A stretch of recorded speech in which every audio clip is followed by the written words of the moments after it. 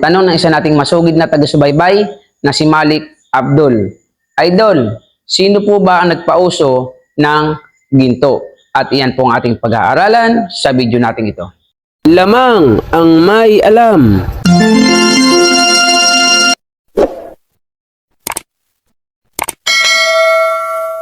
Magandang panahon po sa inyo mga kaibigan ko. Dito po sa ating channel, More Than Treasures. Kumusta po kayong lahat? Nawa ay nasa mabuti kayong kalagayan at lagi pong ligtas sa anumang sakit at karamdaman.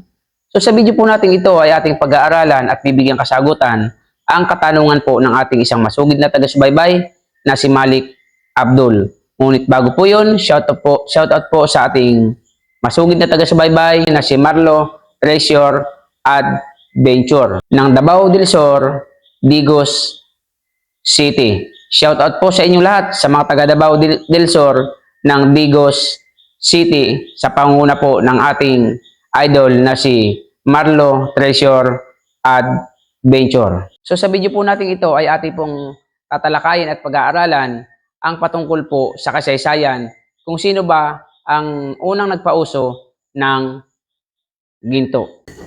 Ayon sa mahabang kasaysayan ng ginto, ang ginto ay nagsimula at pinauso ng bansang Ehipto ng mga sinaunang Ehipto noong taong 3600 BC.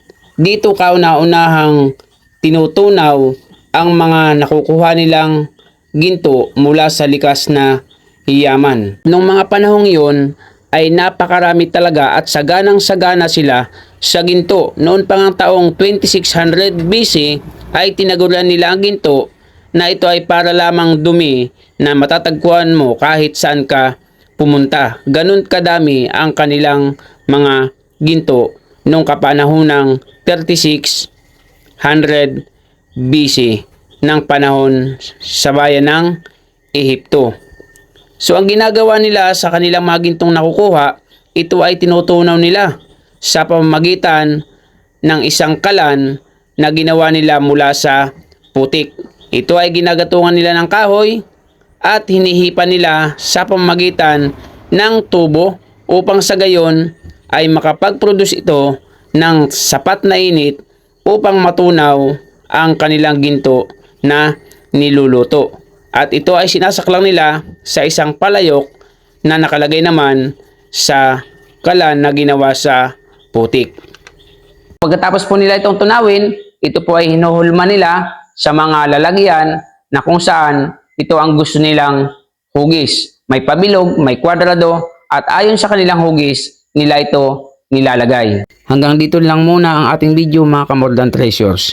Maraming salamat sa inyong panunood. Kaya kung may natutunan kayo sa ating video, pakisubscribe nyo ang ating channel, hit nyo ang notification bell, lagay nyo ay all upang lagi kayong update sa ating mga bagong videos. At kung nagustuhan nyo nga, paki-like and share. Kung may katanungan, comment kayo sa ating comment section. Marami pong salamat. See you on our next video. More Than Treasures. God bless po. Lamang ang may alam.